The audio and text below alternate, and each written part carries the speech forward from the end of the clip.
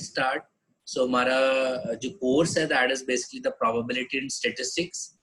So basically probability and statistics is the branch of a mathematics.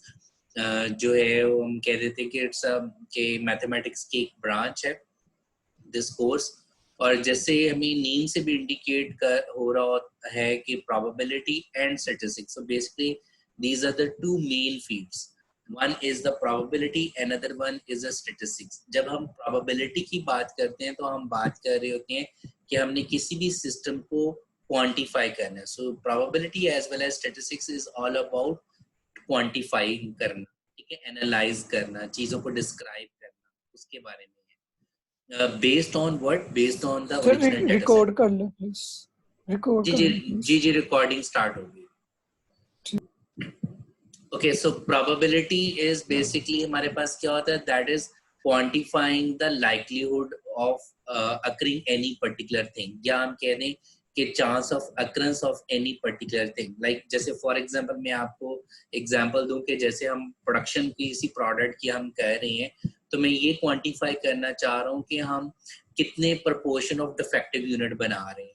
तो अगर मैं कहूँ कि 10 जो है, सॉरी मैंने 100 अगर प्रोडक्ट बनाई है और उन 100 में से 10 जो है वो डिफेक्टिव यूनिट आ गए हुए हैं, तो हम ये कह सकते हैं कि हिस्टोरिकली हमें ये पता चला है कि 10/100, सो 10% चांसेस हैं कि हमारी जो हम प्रोडक्ट मैन्युफैक्चर कर रही हैं वो डिफेक्टिव होगी. सो किसी भी चीज के लाइक्लीहुड को या चांस ऑफ अकरेंस को अगर हमने क्वांटिफाई करना है वो प्रोबेबिलिटी कहलाती है. But the most important thing is the in probability is कि हम ये उस वक्त यूज कर रहे होते हैं जब हमें अपने रियल सिस्टम के बारे में एग्जैक्ट इन्फॉर्मेशन ना पता हो. लाइक जैसे मुझे नहीं पता कि ये मेरा प्रोडक्शन सिस्टम किस तरीके से बिहेव करेगा या कितने परसेंटेज ऑफ डिफेक्टिव यूनिट्स आएंगे, ठीक है, क्योंकि उसके अंदर मल्टीपल फैक्टर्स हो सकते हैं जिसकी वजह से हमारे पास जो है वो अनसर्टेनिटी अकर हो सकती है. सो उस अनसर्टेनिटी को मेजर करने के लिए जो हम फील्ड ऑफ स्टडी इस्तेमाल कर रहे होते हैं दैट इज अ प्रोबेबिलिटी. सो इसको जो है फिलहाल जस्ट आप डेफिनेशन के तौर पर याद रखिएगा कि probability is just the two measure the chance of occurrence of anything, कि किसी भी चीज के अकर होने के जो चांसेस हैं उसको क्वांटिफाई अगर आपने करना है तो then we are using the probability, right. जो सेकंड हमारा एरिया है दैट इज स्टैटिस्टिक्स. तो फिलहाल जो है वो हम स्टैटिस्टिक्स वाले पोर्शन को डिटेल में डिस्कस करेंगे and then we will back to the probability वाला पार्ट जो है. सो स्टैटिस्टिक्स हमारे पास क्या होता है? That is collection. Okay, like जैसे यहाँ पे डेफिनेशन के अंदर इंडिकेटर में नजर आ रहा है, कलेक्शन, प्रेजेंटेशन, एनालाइजिंग. किस चीज को हमने कलेक्ट करना है, किस चीज को प्रेजेंट करना है, किस चीज को एनालाइज करना है? डेटा को. सो हमारे पास जो की एलिमेंट या की वर्ड है that is the data. So statistics जो है that is the basically collection of the data, presentation of the data and then analysing the data. और ये हम क्यों कर रहे हैं? बेसिकली हम डिसीजन मेकिंग कर रहे होंगे अबाउट द इंटायर पॉपुलेशन, के जिस फील्ड के अंदर हम इंटरेस्टेड है हम उसका डाटा कलेक्ट करेंगे और बेस्ड ऑन दैट डाटा हम जो है उसको उसके बारे में कोई ना कोई डिसीजन मेकिंग करेंगे. सो अगर हमने जब हम स्टैटिस्टिक्स की बात करते हैं तो अगर हम इसको प्रॉपर्ली डिफाइन करें, जैसे मैं पहले भी इसको डिफाइन कर रहा था, तो स्टैटिस्टिक्स हमारे पास क्या है? That is collection of data, presentation of data and then characterizing and analyzing the data. So starting with the collection of data. So हमने सबसे पहले तो जी डाटा को कलेक्ट करना है. सो डाटा को कलेक्ट करने के हमारे पास मल्टीपल मेथड्स या मल्टीपल वे हो सकते हैं. लाइक मे बी पॉसिबल है कि हम सर्वे के जरिए डाटा को कलेक्ट कर रहे हो. जैसे फॉर एग्जांपल अगर हमने कोई प्रोडक्ट सेल की है तो आफ्टर सेल हम जो है वो कस्टमर से फीडबैक ले रहे हैं. So we are conducting a survey, ठीक है, कि आपको प्रोडक्ट की क्वालिटी कैसी लगी, उसका फीचर्स कैसे लगे, जो है that is basically the survey perspective. या हम कोई एक्सपेरिमेंट परफॉर्म करते हैं और एक्सपेरिमेंट परफॉर्म करने के बाद जो है हम वो डाटा को कलेक्ट कर रहे हैं. Okay, there is another ways as well, like हम कोई सेकेंडरी डाटा इस्तेमाल करें. मीन ऑलरेडी जो है वो किसी ने जो है वो डाटा कलेक्ट किया हुआ और हम उसको वहां से वो डाटा को अपने इंटरेस्टेड वेरिएबल्स के अकॉर्डिंगली पिकअप कर रहे हैं. So the first step is collect the data. Okay, once we have collected the data and the second thing is अब हमने उस data को present करना है. So present करने के लिए आप जो है वो चार्ट्स इस्तेमाल कर सकते हो, टेबल्स इस्तेमाल कर सकते हो, you can use numbers. Okay, so usually हम क्या कर रहे होते हैं कि हम उसको चार्ट्स या टेबल्स के जरिए प्रेजेंट कर रहे होते हैं, ताकि हम उन चार्ट को देखते हुए हम उस डाटा के बारे में कुछ इंफॉर्मेशन कलेक्ट कर सकें या इंफॉर्मेशन हासिल कर सकें। Okay, after presenting the data, we are characterizing the data. Characterizing कह लें या हम कह लें हम data को describe कर रहे होते हैं, means हम like जैसे मैंने आपको example दी कि हमने for example find out करना है average number of defective unit we are producing, okay, या how much variation is occurring in the product diameter. Okay, so these are the different characteristics आप कह लें जो अटैच होते हैं आपकी उस प्रोडक्ट के ऊपर, जो कि हम डाटा की बेसिस के ऊपर डिस्क्राइब करने की कोशिश करेंगे कि हमें ऑन एवरेज कितना टाइम लग रहा है एक प्रोडक्ट को बनाने में, उस प्रोडक्ट के बनाने के अंदर कितनी वेरिएशन आ रही है डाटा के अंदर। That is basically the characterising the data. So there are different types of method जिनको हम इस्तेमाल करते हुए डाटा को कैरेक्टराइज कर रहे होते हैं या डिस्क्राइब कर रहे होते हैं। And after characterizing or describing, we are analyzing the data to make the decision. ठीक है, कि हम basically conclude क्या कर रहे हैं, हमारे पास results क्या आ रहे हैं, या हम किस तरीके का जो है वो inference जो है वो निकाल रहे हैं about the population. Okay, so अब हमारे पास जो statistics के ऊपर जब भी हम बात कर रहे होते हैं, remember that two things. क्योंकि स्टेटिस्टिक्स के अंदर जो सबसे इंपॉर्टेंट चीज होती है कि इंस्टेड ऑफ हम इंटायर पॉपुलेशन को एनालाइज करें, हम सैंपल डाटा को एनालाइज करें। अब इंटायर पॉपुलेशन से क्या मुराद है कि लाइक जैसे हम एग्जांपल डिस्कस कर रहे थे प्रोडक्शन ऑफ द प्रोडक्ट को। ओके, सो मैं ये देखना चाह रहा हूँ कि in the month of May जो हमने तमाम की तमाम प्रोडक्ट्स बनाई हैं उनमें हमने ऑन एवरेज कितने डिफेक्टिव यूनिट बनाए हैं। So population क्या है? That is the collection of all possible outcome in which we are interested.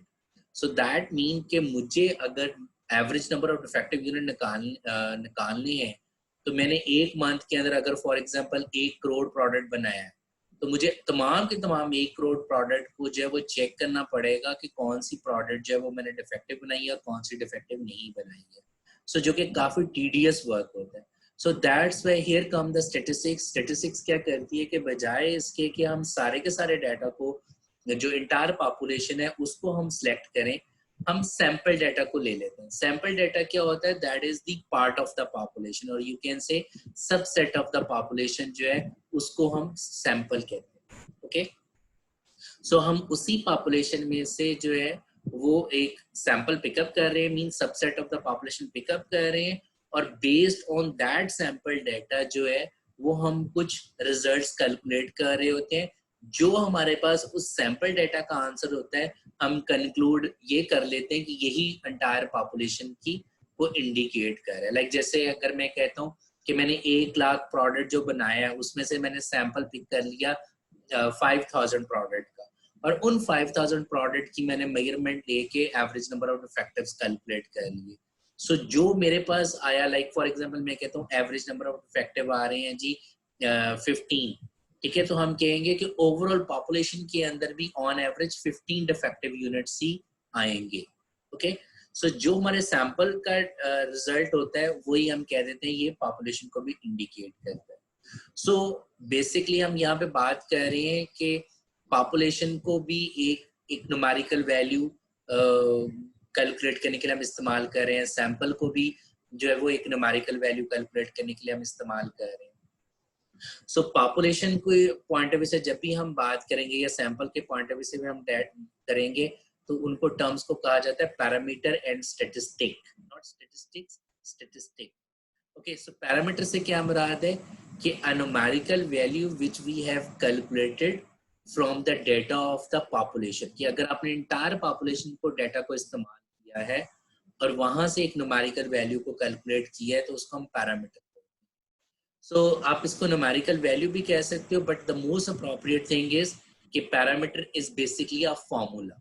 ठीक है, कि हम एक फॉर्मूला इस्तेमाल कर रहे हैं जिसको हम इस्तेमाल करते हुए उस पॉपुलेशन डाटा को डालते हुए उस एक वैल्यू को कैलकुलेट कर रहे थे which is parameter. So parameter is linking with the population data. Same is the case of statistics. Statistics क्या होती है? A numerical value which is calculated from the sample data which is called as statistic. ठीक है, सो हम आगे जाके जो है वो देखेंगे कि हमारे पास डिफरेंट तरह के पैरामीटर्स होते हैं, डिफरेंट तरह के स्टैटिस्टिक्स होते हैं। लाइक जैसे फॉर एग्जांपल अगर मैं आपको कहूँ कि फॉर एग्जांपल अगर मुझे एक पॉपुलेशन डाटा है उसकी एवरेज निकालनी है, सो उसको हमने एवरेज निकालने के लिए अगर मैं पूरी की पूरी पॉपुलेशन डाटा को इस्तेमाल कर रहा हूँ तो उस एवरेज को हम रिप्रेजेंट कर देते हैं म्यू से। So this mu is a basically parameter, okay, जो कि एवरेज को इंडिकेट कर रहा है, राइट। फॉर्मूला इसका नॉर्मली वही होता है, एवरेज निकालने का फॉर्मूला क्या है, वेरी सिंपल, कि हम तमाम वैल्यूज को सम करेंगे divided by total number of values में डिवाइड कर देते हैं। So mu is a parameter जिसके अंदर हम इंटायर पॉपुलेशन को इंडिकेट कर रहे हैं। So that's why we said parameter is a numerical value which is calculated from the population data. So statistic क्या है, इसमें अगर हमने एवरेज निकालनी है तो इसको हम रिप्रेजेंट कर देते हैं x बार से, और फॉर्मूला क्या है जी, summation x over n। So instead of using the population size अब हम यूज करें सैंपल साइज। ठीक है, सो स्टैटिस्टिक क्या है, a numerical value which is calculated from the sample data.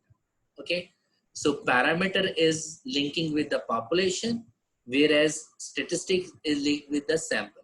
So जब हम statistics के अंदर जितनी भी कैलकुलेशन कर रहे होते हैं वो हम बेसिकली स्टेटिस्टिक यूज कर रहे होते हैं, मीन सैंपल डाटा को इस्तेमाल कर रहे होते हैं, जो उसके रिजल्ट आते हैं वो हम कह देते हैं कि यही पॉपुलेशन को इंडिकेट कर रहे हैं। ओके, सो इन तमाम जो डिस्कशन अभी तक हमने की है इससे हम कंक्लूजन क्या कर रहे होते हैं कि हम बेसिकली सैंपल की बेसिस के ऊपर कंक्लूजन ड्रॉ कर रहे होते हैं about the population. Now we can say कि स्टैटिस्टिक्स किस तरीके से इंजीनियरिंग मेथड के साथ लिंक की जा सकती है। नॉर्मली जब हम इंजीनियरिंग पर्सपेक्टिव से बात कर रहे होते हैं तो इंजीनियरिंग में हम जब भी अगर फॉर एग्जांपल कोई प्रोडक्ट, मैकेनिकल प्रोडक्ट डिजाइन करनी है, so that product design is based on some physical laws. Okay, like इसी तरीके से अगर हमने कोई केमिकल प्रोडक्ट बनाना है तो वो कोई केमिकल लॉज के ऊपर जो वो बेस कर रही होती है, उन लॉज को हम बेस बनाते हुए ओके हम जो है उस प्रोडक्ट को डिजाइन कर रहे होते हैं। So same is the case, same type of reasoning हम प्रोवाइड कर सकते हैं कि हम सैंपल डाटा को इस्तेमाल करते हुए हम अपने पॉपुलेशन के बारे में जो है वो कुछ कंक्लूजन ड्रॉ कर रहे होते हैं। Okay, so the ultimate thing is in statistics we use the sample data to make the conclusion, to draw the some decisions about the population data. Okay, so that's why हम कहते हैं कि statistics के अंदर हम हमेशा sample data को ही इस्तेमाल कर रहे होते हैं। There is no need to collect all the data set. Okay. Okay, so अब हम आ जाते हैं कि हमने जैसे पहले डिफाइन किया कि statistics जो है that is the collection, presentation, characterizing as well as analyzing the data. So अब हम statistics की फील्ड को दो ब्रांचेस में डिवाइड कर सकते हैं। One is called as the descriptive statistics, another is called as the inferential statistics. Okay, so descriptive statistics हमारे पास क्या होती है, जिसके अंदर हम डिस्कशन कर रहे होते हैं कि हमने डाटा को कलेक्ट कैसे करना है, प्रेजेंट कैसे करना है, और इस डाटा को हमने डिस्क्राइब कैसे करना है। मींस डाटा कलेक्शन मेथड क्या होगा, प्रेजेंटेशन करते वक्त हमने टेबल्स इस्तेमाल करने हैं या ग्राफ हमने इस्तेमाल करने हैं, ठीक है, या हमने ग्राफ्स या चार्ट्स जिनको हम कहते हैं वो इस्तेमाल करने हैं। और कैरेक्टराइजिंग से मुराद क्या है कि mean what is the average number of effective unit, how much variation is occurring in this data, like that, data की शेप किस तरह की है, ठीक है, सो वो हम ग्राफ्स को देखते हुए डाटा की शेप को भी आइडेंटिफाई कर सकते हैं। सो बेसिकली इन डिस्क्रिप्टिव स्टैटिस्टिक्स हम जस्ट डाटा को डिस्क्राइब करने की कोशिश कर रहे होते हैं। सो डिस्क्राइब करने से क्या मुराद है कि हम जस्ट ये आइडेंटिफाई करने की कोशिश कर रहे होते हैं कि डाटा हमें बता क्या रहा है, हमें किस तरह की इंफॉर्मेशन प्रोवाइड कर रहा होता है, ठीक है। सो हम ऑल पॉसिबल ऑप्शंस को अडॉप्ट करते हुए उस डाटा को डिस्क्राइब करने की या एक्सप्लेन करने की कोशिश कर रहे होते हैं। That is all about the descriptive statistics. अब आ जाते हैं जी इन्फ्रेंशियल स्टैटिस्टिक्स क्या होती है। सो डिस्क्रिप्टिव स्टैटिस्टिक्स में जैसे हमने पहले कहा कि हम बेसिकली सैंपल डाटा को इस्तेमाल करते हुए डाटा को प्रेजेंट कर रहे होते हैं, कैरेक्टराइज कर रहे होते हैं, डिस्क्राइब कर रहे होते हैं। So based on the descriptive statistics, ठीक है, जो हमने सैंपल डाटा की बेसिस के ऊपर रिजल्ट्स निकाले हुए हैं, इन्फ्रेंशियल स्टैटिस्टिक्स में हम क्या कर रहे होते हैं, using this descriptive statistics we are drawing some conclusion. Okay, किसके बारे में हम कंक्लूजन ड्रॉ कर रहे होते हैं? अबाउट द पॉपुलेशन, ठीक है। सो जो हम डिस्क्रिप्टिव डाटा को इस्तेमाल करते हुए अपने पॉपुलेशन डाटा के बारे में जब हम कोई कंक्लूजन ड्रॉ कर रहे होते हैं, that is called as a inferential statistics, ठीक है जी। सो आई होप के आपको क्लियर हो गया कि what is a descriptive statistics, another is a inferential statistics. Sir inferential एक बार दोबारा रिपीट कर दें। ओके जी, इन्फ्रेंशियल स्टैटिस्टिक्स में हम ये कह रहे हैं कि using the results of the descriptive statistics we are drawing some conclusion about the population data. For example, जैसे हमने कहा कि हमने प्रोडक्ट बनाई है और हमने 1 लाख प्रोडक्ट बनाई है, उसमें से हमने सैंपल पिकअप किया 5000 का, और हमने उन 5000 में से फर्दर एनालाइज किया, हमें ये पता चला कि ऑन एवरेज हम जो है वो 10 डिफेक्टिव यूनिट्स प्रोड्यूस कर रहे हैं। अब इन्फ्रेंशियल स्टैटिस्टिक्स क्या करेगा, इसी डाटा सेट को इस्तेमाल करेगा और हम कंक्लूजन ड्रॉ करने की कोशिश करेंगे कि वो जो हमने 1 लाख प्रोडक्ट बनाया है, क्या ऑन एवरेज हम एवरी 1000 या एवरी 5000 के अंदर 10 डिफेक्टिव यूनिट बना रहे हैं या नहीं बना रहे हैं। So what we are doing, we are drawing some conclusion based on the descriptive statistics, or you can say based on the sample data about the population. So वो जो हम कंक्लूजन ड्रॉ कर रहे होते हैं, इस प्रोसेस को हम इन्फ्रेंशियल स्टैटिस्टिक्स कहते हैं। क्लियर जी? यस ठीक है। ओके ओके, सो नेक्स्ट हमारे पास क्या है कि हम बार बार जो बात कर रही है स्टैटिस्टिक्स के पॉइंट ऑफ व्यू से, again and again we are talking about the data data data.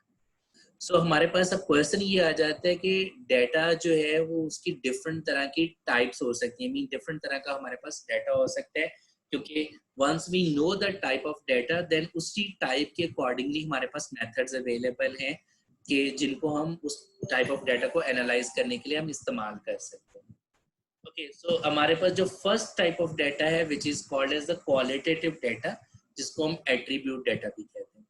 So qualitative data या एट्रीब्यूट डाटा क्या होता है, जनरल इसको हम कैटेगराइज कर रहे होते हैं इन अ बाइनरी फॉर्म, और यू कैन से क्वालिटेटिव डाटा को हम इस तरीके से भी डिफाइन कर सकते हैं कि जब हमने चीजों को कैटेगराइज करने के लिए या क्लासिफाई करने के लिए इस्तेमाल करना है, लाइक जैसे name of students is a attribute और a qualitative data, name of a city, religion, Islam, Christianity, it's a qualitative type of data.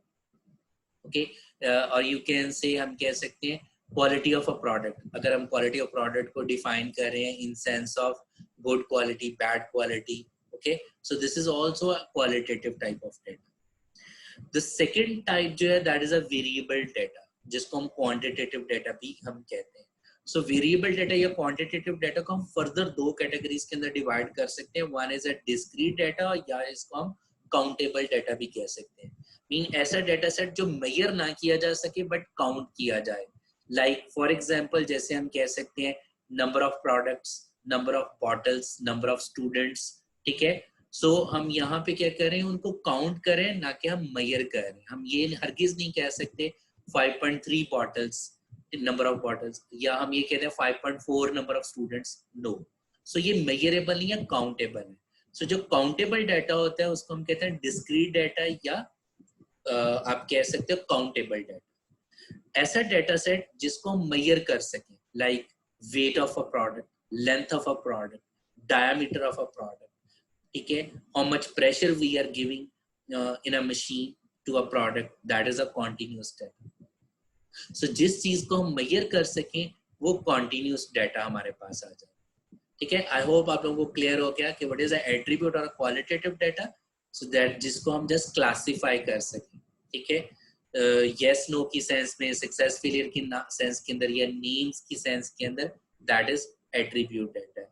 Even roll number of the students are the qualitative type of data, ठीक है, क्योंकि just वो numbers हम कोई measure करने के लिए इस्तेमाल नहीं कर रहे, बल्कि just students को classify करने के लिए use कर सकते हैं। इसी तरीके से product IDs जो हम दे रहे होते हैं, वो भी आप उसको attribute type of data कह सकते हो। जबकि discrete जो है, या हम कहते हैं it's a countable data, not a measurable, जबकि continuous is a measurable data होता है, ठीक है, जो कि हम किसी न किसी instrument के accordingly measure कर रहे हैं।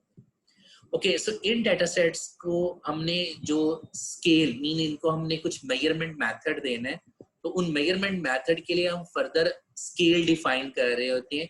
So there are 4 types of scales. One जो फर्स्ट टाइप ऑफ स्केल है which is a nominal scale. Okay, so nominal scale क्या होता है? दिस इज जो first 2 types of scales and this is linked with the qualitative type of data. Okay, so इसमें हमारे पास जो nominal scale है this is purely using to classify, like जैसे अभी हम बात कर रहे थे name of the students. Okay, gender, male female, religion, ठीक है, name of a city, type of products. So ये सारी की सारी क्या है? नॉमिनल स्केल है कि जिसको हम जस्ट कैटेगराइजेशन पर्पस के लिए यूज करें या classification of one product to another product के लिए हम इस्तेमाल करें. ठीक है जी. जबकि जो ऑर्डिनल स्केल होता है इसमें obviously it's a higher order of the nominal scale, but इसके अंदर हम चीजों को क्लासिफाई करने के लिए इस्तेमाल तो कर ही रहे होते हैं, बट साथ ही साथ ऑर्डिनल के अंदर हम प्रोडक्ट को रैंक भी कर सकते हैं, मीन ऑब्जेक्ट्स को हम रैंक भी कर सकते हैं या ऑर्डर भी कर सकते हैं. फॉर एग्जांपल जैसे हम कहते हैं कि this product is very bad और ओनली बैड और गुड और very good.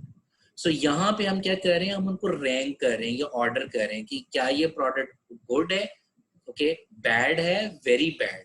So it means good is better option or a greater than option compared to the bad. Bad is a better option or a greater than option compared to a very good. So which mean हम यहाँ पे order कर सकते हैं या rank कर सकते हैं. जैसे यहाँ पे हम example दे रहे हैं product rating को, poor product, good product और a excellent product. ठीक है, so we are ranking. So excellent is better than good.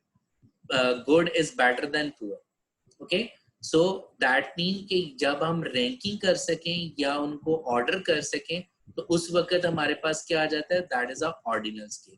जबकि अगर हम सिर्फ क्लासिफाई कर सकें, लाइक जैसे मेल और female, so we are just classifying, we are not saying कि female is better than male और male is better than female. So वो हरगिज हम उसको ऑर्डर नहीं कर सकते. सो जस्ट क्लासिफिकेशन है तो नॉमिनल स्केल है, but if you are classifying as well as ordering them, ठीक है, मीन उसको रैंक कर रहे हो तो वो फिर ऑर्डिनल स्केल आ जाता है. ओके, थर्ड एंड फोर्थ जो स्केल है that is link with the interval quantitative variable और quantitative type of data set के लिए इस्तेमाल किया जाता है. जनरली लोग इसको जस्ट नाम दे देते हैं सिंपल स्केल का, लेकिन हम इसको क्लासिफाई भी कर सकते हैं. ओके, जैसे मैंने आपको पहले बताया कि आपके पास जो इंटरवल स्केल आपके पास आ जाएगा, this is we are talking about in terms of plus and minus sense के अंदर. Like जैसे for example मैं कहूँ कि student A has the marks of 90, student B has the marks of 80. So हम यहाँ पे ये तो कह सकते हैं कि student A के 10 marks ज्यादा है, मीन प्लस की सेंस के अंदर हम बात कर रहे हैं. या हम ये कह दें कि student B के marks 80 हैं, 10 marks कम है student B से, but we cannot say कि student A 10 times they are more intelligent, ऐसा नहीं हम कह सकते. ठीक है, उसके मार्क्स प्लस ज्यादा है या कम. Okay, so we are talking about in terms of plus and minus, right. जबकि रेशियो स्केल के अंदर जो है वो हम डिवीजन या मल्टीप्लिकेशन की सेंस के अंदर हम बात कर रहे होते हैं कि हम ये कह सकते हैं कि इतने टाइम ये चीज ज्यादा है या इतने टाइम ये चीज कम है, right. So, but the main difference between interval scale as well as the ratio scale is the value of the zero. For example, अगर किसी variable की value zero है तो interval के अंदर उस zero का मतलब हरगिज ये नहीं है कि वो चीज exist नहीं करती. जबकि ratio में अगर किसी variable की value zero है तो that means that thing is not existing. For example, जैसे हम कहते हैं कि अगर किसी student के marks zero हैं, ऑब्वियसली उसने पेपर दिया और लेट से उसने कोई क्वेश्चन सॉल्व नहीं किया, ही got the marks 0. That doesn't mean कि उसने पेपर ही नहीं दिया या वो स्टूडेंट एग्जिस्ट ही नहीं कर रहा. Okay, that student is existing but he got the marks 0. Same is the case, you can take the example of temperature. So अगर हम कहते हैं कि आज जो है वो 0 डिग्री टेम्परेचर है, सो दैट डजंट मीन के जो है वो टेम्परेचर एग्जिस्ट नहीं करता. Obviously there is a temperature but that 0 has some importance, some number को इंडिकेट कर. जबकि जब हम रेशियो स्केल में बात करते हैं, फॉर एग्जांपल मैं कहता हूँ जी गाड़ी की स्पीड जो है वो 0 है, सो दैट मीन कि वो गाड़ी चल ही नहीं रही. सो इस 0 का मतलब है कि वो चीज एग्जिस्ट ही नहीं कर. क्लियर? जी जी, कोई क्वेश्चन है तो पूछे। जी, एनी क्वेश्चन? अपने आप को अनम्यूट कर लें और क्वेश्चन पूछें। जी जी। सर रेशो स्केल मतलब अगर जीरो भी है तो उसका कोई ना कोई मीनिंग है, और उसमें मतलब जीरो है तो उसका मीनिंग है। नहीं, मैं कह रहा हूँ कि रेशो के अंदर जीरो का मतलब है कि अगर किसी की वैल्यू जीरो है तो दैट मीन वो चीज एग्जिस्ट ही नहीं करती। जैसे मैं आपको एग्जांपल दे रहा हूँ, speed of a car. If we are saying कि जी गाड़ी की स्पीड जीरो है, इसका मतलब है गाड़ी बिल्कुल नहीं चल रही। ठीक है ना, वो चीज एग्जिस्ट ही नहीं कर रही। क्लियर? जबकि ओके ओके यानी कि एब्सेंस ऑफ दैट थिंग को इंडिकेट कर रहा है। जबकि इंटरवल ओके स्केल सर। के अंदर अगर जीरो आता है तो that zero is indicating something. जैसे हम टेम्परेचर की एग्जांपल ले रहे हैं या स्टूडेंट के मार्क्स की एग्जांपल ले रहे हैं, तो अगर वहां पे जीरो है तो that zero is indicating something. That doesn't mean कि वो चीज वहां पे एग्जिस्ट ही नहीं कर रही। जैसे टेम्परेचर, अगर हम कहते हैं कि आज 0 डिग्री टेम्परेचर है, सो टेम्परेचर एग्जिस्ट कर रहा है, so that zero has some meaning, some number. जबकि रेशियो के अंदर उस जीरो जो है वो एब्सेंस को इंडिकेट कर रहा है। Clear? Yes sir, clear. Okay, so अब अगर हम इन जो इंटरवल्स हैं, अगर हमने इनको मैथमेटिकली एक्सप्लेन करना है, तो नॉमिनल के अंदर जो आपके पास मैथमेटिकल एक्सप्रेशन आ जाएगा, विच इज, क्योंकि हमने इसको डिफाइन किया, this is just used to classify और categorization of a particular thing, like name of a student, name of a city, ठीक है, नेम ऑफ अ प्रोडक्ट और a type of a product. So यहाँ पे mathematical operator क्या होंगे? Equal और not equal. ठीक है, क्योंकि हम जस्ट क्लासिफाई करें या कैटेगराइज करें इस पर्सन का ये नाम है या नहीं है, मीन दिस इज इक्वल और नॉट इक्वल। जबकि ऑर्डिनल स्केल के अंदर हम बात करें ऑर्डर की, ठीक है, ग्रेटर देन और लेस देन और ग्रेटर देन की। So this product is very good और अ गुड और अ बैड और अ वेरी बैड। तो हम ऑर्डरिंग की बात कर रहे हैं, रैंकिंग की बात कर रहे हैं, मीन मैथमेटिकली हम उसको रिप्रेजेंट कर सकते हैं विद लेस देन और ग्रेटर देन साइन। जबकि इंटरवल के अंदर, जैसे हमने को पहले एक्सप्लेन किया, कि हम अरिथमेटिक एक्सप्रेशन के अकॉर्डिंगली चलते हैं, मीन प्लस माइनस सेंस के अंदर हम चल रहे होते हैं। But the most important thing is, यहाँ पे एब्सोल्यूट जीरो का मतलब हरगिज ये नहीं है कि वो चीज एग्जिस्ट नहीं करती। So that mean there is no absolute zero. उस जीरो का मतलब है कि वो चीज एग्जिस्ट कर रही है and that is representing something. जबकि रेशियो के अंदर जो मैथमेटिकल एक्सप्रेशंस यूज किए जाते हैं वो division as well as multiplication के हम जो है वो यूज कर रहे होते हैं। जबकि यहाँ पे जीरो का मतलब होता है absolute zero. Absolute zero mean that thing is not existing. okay, if pressure is zero that means there is no pressure. if speed is zero that means गाड़ी नहीं चल रही है, मशीन नहीं चल रही। ओके, सो रेशियो के अंदर जो है जीरो का मतलब है वो चीज एग्जिस्ट ही नहीं कर रही। सो फिलहाल जो है वो ये स्केल्स इंपॉर्टेंट होते हैं बिकॉज हम जो है वो वेरिएबल्स को ताकि कैटेगराइज कर सकें। Is it a nominal variable है, मीन क्वालिटेटिव डाटा तो है, but is it a nominal scale data है, क्योंकि उसी के अकॉर्डिंगली हमारे पास डिफरेंट मेथड्स अवेलेबल है। Is it a qualitative data है बट ऑर्डिनल स्केल है, या ये रेशियो है या इंटरवल है। जनरली आई वुड रिकमेंड कि इंटरवल एंड रेशियो को आप एक ही कैटेगरी के अंदर भी डिवाइड कर सकते हो, सिंपल स्केल भी कह सकते हो। ओके, सो अब हमने बात करनी है कि हमने इनको एनालाइज करना है। हमने डिफरेंट टाइप्स ऑफ डाटा को किया। जी पूछें क्वेश्चन जो पूछने, अनम्यूट करें और क्वेश्चन पूछें। सर ये जो आपने लास्ट इंटरवल का बताया हम्म, उसमें सिर्फ दो क्वांटिटीज ही हो सकती हैं या दो से ज्यादा भी हो सकती हैं?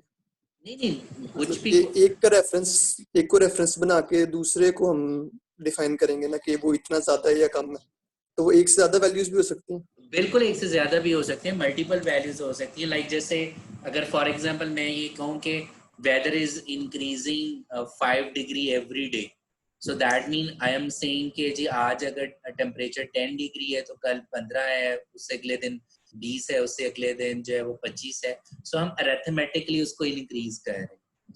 ठीक है, और इसी तरीके से हम सब्ट्रैक्ट भी कर सकते हैं। अगर इसी तरीके से रेशियो के अंदर भी मल्टीपल वैल्यूज हो सकती हैं। ठीक है, ओके, सो जो फर्स्ट थिंग हम डिस्कस कर रहे हैं, हमने डिस्कस किया कि हमारे पास जो स्टैटिस्टिक्स के अंदर जो ब्रांच थी डिस्क्रिप्टिव स्टैटिस्टिक्स, हम उसको अब हम डिस्कस करने के लिए जा रहे हैं। और डिस्क्रिप्टिव स्टैटिस्टिक्स के अंदर हमने क्या कहा था कि बेसिकली हम डाटा को डिस्क्राइब कर रहे होते हैं, उसको करैक्टराइज कर रहे होते हैं, ठीक है। हम बेसिकली डाटा की शेप को आइडेंटिफाई करने की कोशिश कर रहे होते हैं। सो हम एक बेसिक इंफॉर्मेशन एक्सट्रैक्ट करने की कोशिश करते हैं कि वो डाटा हमें क्या इंडिकेट कर रहे हैं। So we are further discuss कि हम जो है वो डाटा को दो मेन कैटेगरीज में हमने डिवाइड किया। वन इज क्वालिटेटिव, जिसको हम एट्रीब्यूट कह रहे थे, एंड अदर इज क्वांटिटेटिव। सो फिलहाल जो हम एनालिसिस डिस्कस करने के लिए जा रहे हैं कि अगर मेरे पास क्वालिटेटिव डाटा हो और मैंने उस क्वालिटेटिव डाटा को डिस्क्राइब करना, तो उसके लिए मेरे पास कौन से मेथड है। सो इस जब हम क्वालिटेटिव डाटा को डिस्क्राइब कर रहे हैं तो that is called as descriptive analysis, और you can say descriptive statistics of the qualitative data. So हम डाटा को डिस्क्राइब करने के लिए जा रहे हैं। सो डिस्क्राइब करने के लिए either we can use tables, graphs और नंबर्स। ओके, सो अब टेबल्स में हम यहाँ पे इंडिकेट करें either we are talking about one way table और अ टू वे टेबल और a n way table. So one way table से क्या मुराद है कि अगर मैं एक फैक्टर कंसिडर करूं, फैक्टर से क्या मुराद है कि अगर मैं एक वेरिएबल के तौर पर उसको कंसिडर कर रहा हूं। फॉर एग्जांपल मैं देखना चाह रहा हूं कि मेरे पास एक डाटा सेट है जो कि एम्प्लॉयज का डाटा है, ठीक है। सो मैंने आप लोगों को ऑलरेडी ये डाटा सेट ईमेल भी किया हुआ है। सो इट्स बेटर अभी मैं आप लोगों को शो भी करता हूँ, अगर आप लोग भी इसको डाउनलोड करके जो है वो उस डाटा सेट को देखिएगा। जैसे मैं अगर लेट्स से कि मैं उस डाटा सेट को जो है शो भी करवाऊंगा आपको थोड़ी देर तक। सो एम्प्लॉय डाटा सेट के अंदर हमें एक वेरिएबल मिल रहा है, लाइक फॉर एग्जांपल है जी जेंडर, ओके।